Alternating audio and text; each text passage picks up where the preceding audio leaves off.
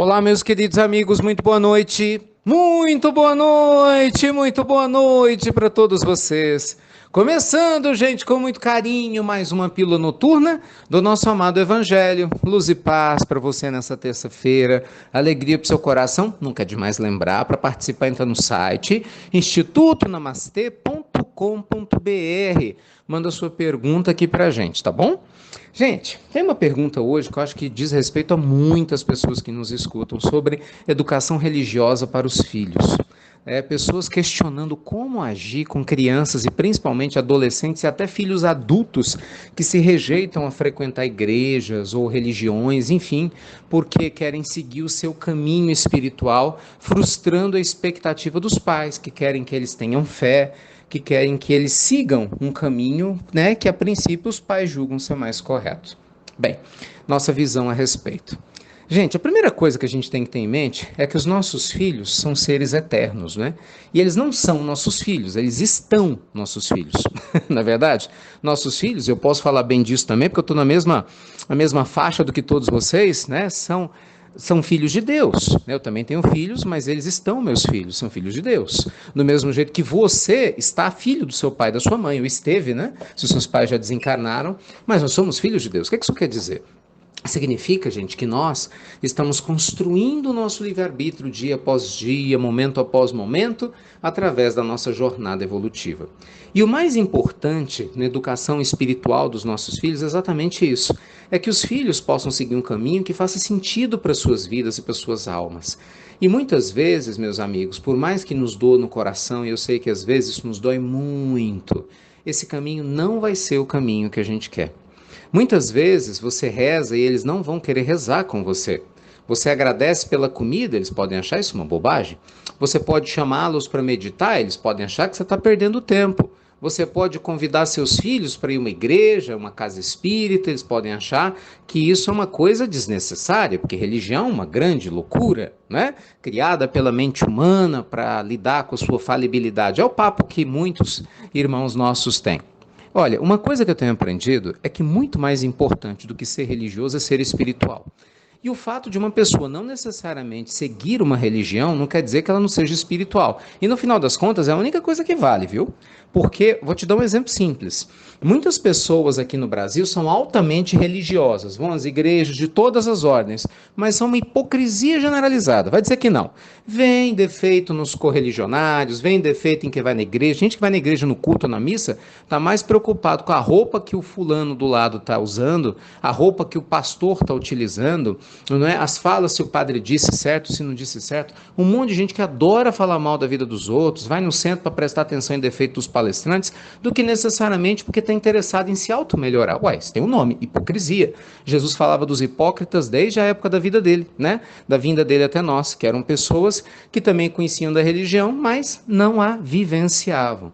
Então, muitas vezes, você vai encontrar pessoas que talvez não sejam religiosas, mas sejam espirituais. Tratem bem os animais, sejam honestas, sejam dignas, respeitem a natureza, cuidem do meio ambiente, vão ser boas esposas, bons maridos, mas talvez não tenham o hábito de rezar, assim como você gostaria, várias vezes por dia, talvez não faça o evangelho no lar, sigam outro caminho. E uma coisa é certa, a gente precisa respeitar esse direito de muitos dos nossos filhos de descobrir a sua forma de caminhar. O nosso dever enquanto pais é educar, é dar o exemplo. Isso é que jamais pode faltar. Mas os filhos têm o direito de seguir o caminho deles, de pagar o preço por ele. Certamente, se fizerem uma boa escolha, vão ter grandes recompensas. Se não fizerem, vão correr riscos graves e cedo ou tarde vão acabar pagando o preço pelas escolhas equivocadas que eventualmente fizerem. Assim como acontece comigo, com você. O que não pode, gente, aí realmente não pode, é a omissão. É o que muitos pais fazem, são omissos, né? Não fazem o evangelho, não conversam com os filhos, não dão um exemplo espiritual ou mesmo religioso, já que tem esse valor, né? Não levam os filhos numa prática de caridade. Então o filho cresce sem ver esse exemplo dentro de casa. Os próprios pais não agradecem, não fazem o evangelho, mas quer depois que o filho faça. Entende? É meio estranho isso. Muitas vezes os próprios pais não falam de Deus no dia a dia, falam das novelas, debatem, né? O que é a personagem principal da novela, ou vamos falar do jogo de futebol, se o time X ou Y tá para cair para a segunda divisão, se está ganhando no Campeonato Brasileiro, se não tá, mas não tem um momento para um assunto sério sobre valores morais. Aí é difícil, né? Aí é claro que os filhos crescem, não vê exemplo dentro de casa, né, pela omissão dos pais ou de quem cuida deles, e vai descobrir exemplos fora. E é lógico que cada um com as redes sociais se conectando, né, com quem tiver em harmonia com as suas vibrações, vão tentar experimentar caminhos. Alguns serão bons, outros nem tanto. Então cuidado com a sua missão. Mas se você é uma mãe e um pai que não se omitem, um avô, uma avó, um tio, uma tia presentes, que dão exemplos, que orientam, não é, que tem um coração aberto e generoso, que apresenta o caminho espiritual, só nos cabe esperar, meus amigos. Sabe por quê? Porque Deus age assim com a gente, não é? Esse exemplo quem nos dá é o Pai Celestial. Você vê, se Ele, que é Ele, dá o direito de seus próprios filhos desacreditarem nele, com todo o universo que Ele criou, com todas as provas da vida ao nosso redor, se Deus, que é Deus, nos dá a dádiva do livre-arbítrio e nos espera respeitando as escolhas que a gente faz, como é que a gente não vai respeitar as escolhas de quem nos rodeia? Tá?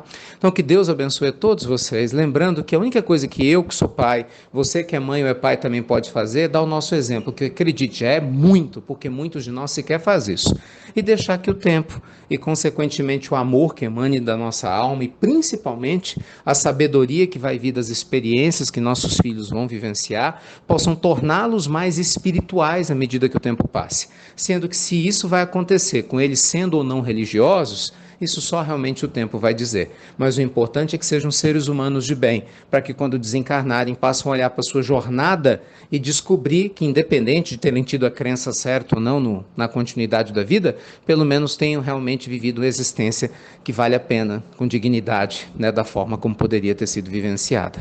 Tá bom?